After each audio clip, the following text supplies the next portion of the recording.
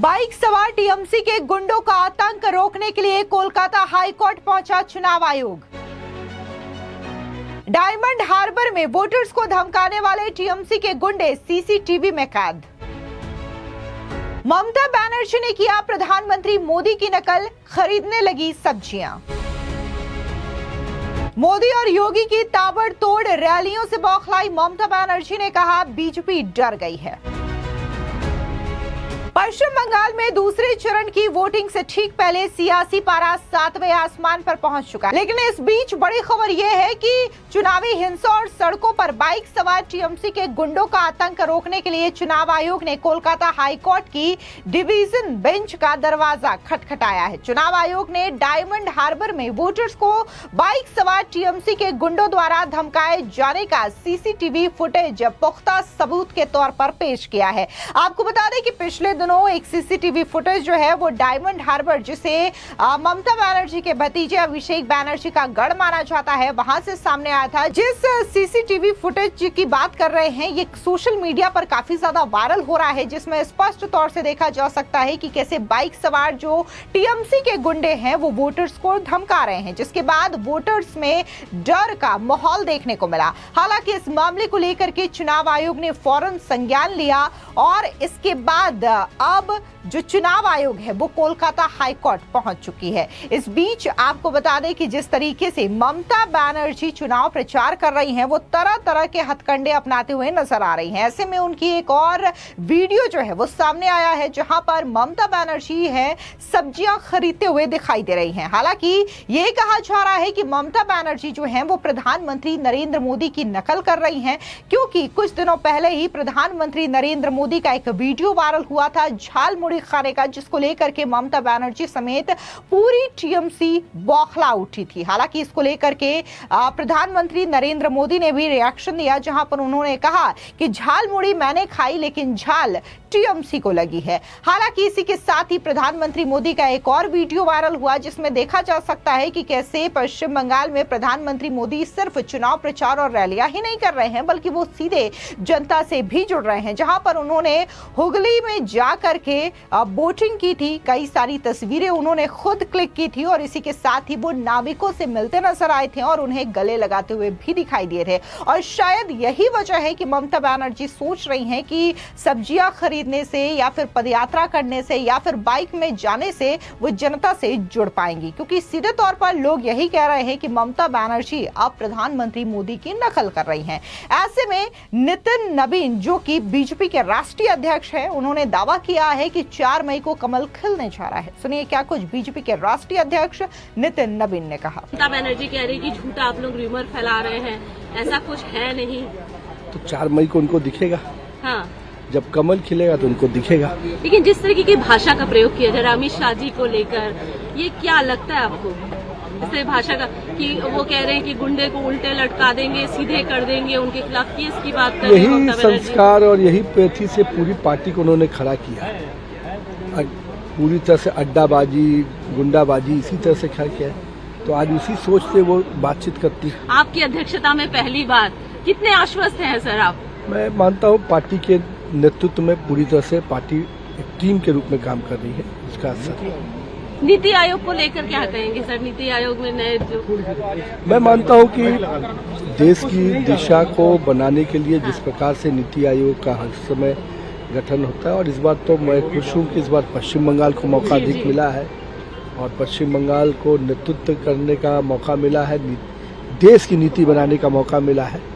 निश्चित रूप से पश्चिम बंगाल के अच्छे दिन आने वाले। एक अंतिम सवाल, बंगाल की अस्मिता नहीं खत्म होगी ना? कह रहे माछ भात नहीं खाएंगे, माछ भात नहीं खाएंगे, माछ भात नहीं खाएंगे, ये कह रहे हैं आप लोग। हम सब लोग आप बंगाल के हम पूरे देशवासी हैं।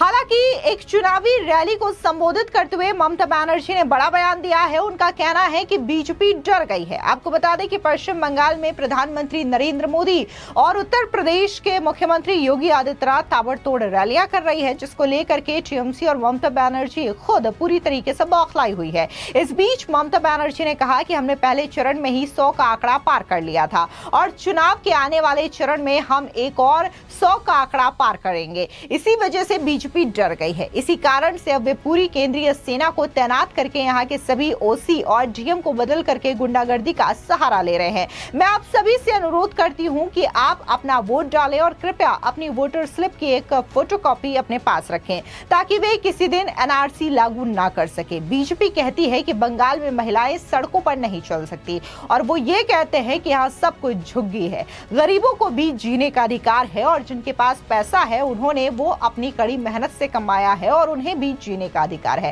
हालांकि ममता बनर्जी जहां ये दावा कर रही हैं कि पहले चरण में 100 सीटें टीएमसी जीत चुकी है और दूसरे चरण में भी 100 सीटें टीएमसी जीतेगी, यानी कि ममता बनर्जी का कहना है कि 200 सीटें जो है इस चुनाव में टीएमसी जीतने वाली है। वहीं अगर हम टीएमसी नेताओं की ही बात करें, फिर चाहे वो बायरन विश्वास हो या फिर अभी हाल ही में देखने को मिला था कि ममता बनर्जी के ही बेहद करीबी माने जाने वाले अनुव्रत मंडल ने भी बयान दिया था, जहां पर उन्होंने कहा कि 23 अप्रैल को जो रिकॉर्ड तोड़ वोटिंग हुई है पश्चिम बंगाल में पहले चरण की 152 सीटों पर, उनमें से टीएमसी 15 से 16 सीटें ही जीत जाए ये भी मुश्किल है। यानी कि एक और टीएमसी के नेता ये कह रहे हैं कि टीएमसी का जो जीतना है वो काफी मुश्किल है, तो वहीं ममता बनर्जी खुले तौर पर यह दावा कर रही है कि टीएमसी जो है वो 200 सीटें जीत सकती है। खैर, कुल मिलाकर के जहां ममता बनर्जी ये दावा कर रही हैं तो वहीं बीजेपी भी बड़ा दावा कर रही है और बीजेपी का ये कहना है कि इस बार के चुनाव में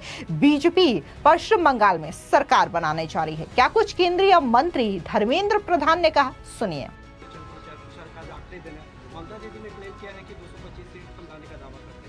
देखिए, वो कुछ भी दावा करे, घबराहट उनके चेहरे पे सामने आ रहा है।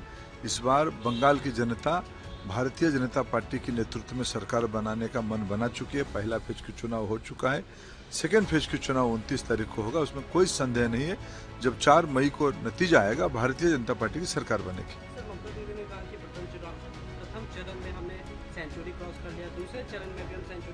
चलो सब पता चल जाएगा 4 मई को। बीजेपी में डर कम कॉल है। जहां बीजेपी के तमाम नेता ये दावा कर रहे हैं बंगाल में सत्ता हासिल करने की, तो वहीं दूसरी ओर जो जेडीयू के नेता है राजीव रंजन, उनका बयान भी आया है। उन्होंने क्या कुछ बंगाल चुनाव को लेकर के कहा, बीजेपी की जीत को लेकर के कहा, सुनिए। बंगाल में भारतीय जनता पार्टी की सरकार बनेगी, इसमें कहीं कोई संशय नहीं है। जिस तरह से पूरे चुनाव अभियान के दौरान मतदाताओं का प्यार और उनका समर्थन भारतीय जनता पार्टी के उम्मीदवारों के प्रति दिखा है और जिस तरह से पहले चरण में बड़ी संख्या में भारतीय जनता पार्टी को जीत मिलने की उम्मीदें बलवती हुई हैं, दूसरे चरण में भी ये जीत का सिलसिला जारी रहेगा और टीएमसी के आतंक राज की समाप्ति बिल्कुल ही तय है। इसके अलावा बीजेपी के नेता सैयद शहनवाज हुसैन का बयान भी आया है। क्या कुछ उन्होंने बंगाल चुनाव को लेकर के कहा, सुनिए उनका ये बयान। ममता बनर्जी प्रधानमंत्री के बंगाल आमद से ही घबरा जाती, क्योंकि उनको लगता है कि प्रधानमंत्री को बंगाल के लोग बहुत प्यार करते हैं। अब वो दीदी की जगह मोदी को चाहते। पहले दीदी दीदी जहां होता था वहां मोदी मोदी हो रहा है।